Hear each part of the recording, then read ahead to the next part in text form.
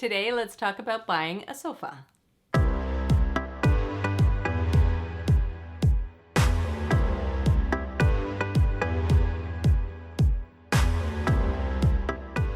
Did you know that the average person sits on their sofa for 4 hours every day?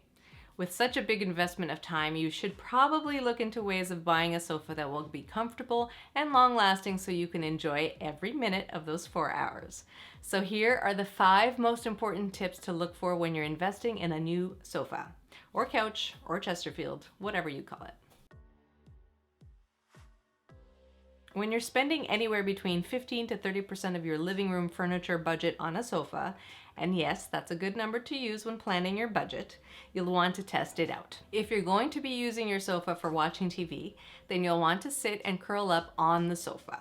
This might mean you should look for a sofa that is deeper, maybe with a low arm so you can lie down and rest your head on it. If you're looking for a more formal couch, then you'll want a sofa that supports your back, has a shorter depth, and keeps you in a more upright position. So, however you want to use your sofa, test it out. For a good investment, you'll want to purchase a sofa with a strong and well-built frame.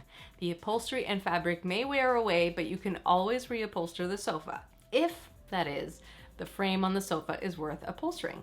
Look for a manufacturer that uses kiln-dried hardwood, preferably oak, beech, or ash. Stay away from sofas that are made with plywood, particle board, plastic, and/or metal. Look for feet that are attached to the frame with screws or dowels, not just simply glued in place. These are all signs of how long-lasting your sofa will be. A true test of a good sofa is the padding and filling. It's what most people comment on as soon as they sit on a sofa. It's either too soft or too hard, so something in between is your best bet.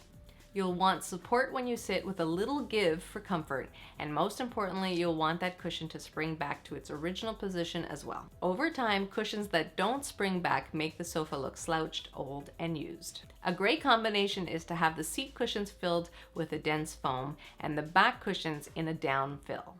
That means that you'll have good, comfortable support. One thing to remember is that down-filled cushions will need to be fluffed often, like pretty much every time you get up from the sofa. So if you're not a fan of fluffing, look for foam-filled cushions throughout. Aside from the actual look and style of the fabric on the sofa, you'll want to take a closer look at the fabric and its construction as well. I may need to make another video on just that topic alone. Natural fabrics fade over time and in the sunlight, so look for synthetic or blended fabrics.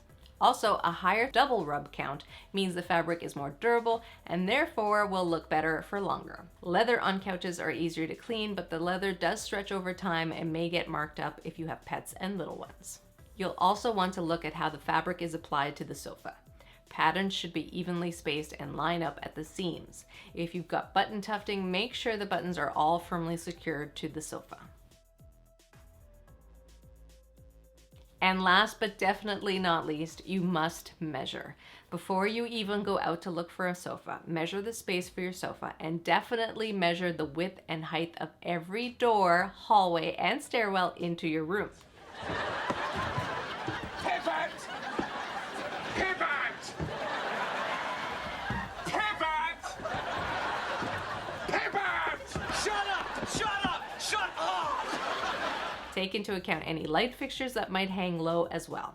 Once you have all of that noted on a piece of paper, measure the height, width, and length of the sofa to make sure it will make it inside. If things are looking a little tight, see if the feet on the sofa can be removed. That might give you a couple of extra inches. Also, if things are really tight, consider a modular sofa like a sectional instead. Restoration Hardware has a great link on their website with some guidelines on measuring. It's super helpful. I'll link it below. So here's your takeaway. The sofa is the most used piece of furniture in your home, with the exception of your bed. And a good, well-built sofa will cost you between 15 and 30% of your living room furniture budget. So take time and test out the sofa, making sure you find it comfortable. Then take a closer look at the frame and the cushions, as these make up the structure and support of your sofa. Look for fabrics that are high performing and then measure, measure, measure. Thanks for watching this little design tip. We'll have lots more design tips just like this one coming soon, so don't forget to subscribe. Hit that notification bell so you don't miss the next episode. We've got new videos every week. If you have any questions about sofas, couches, or chesterfields, please leave a comment below. Have you had problems getting your sofa into your room? Let me know. And hit that like button while you're at it if you found this video helpful. See you soon.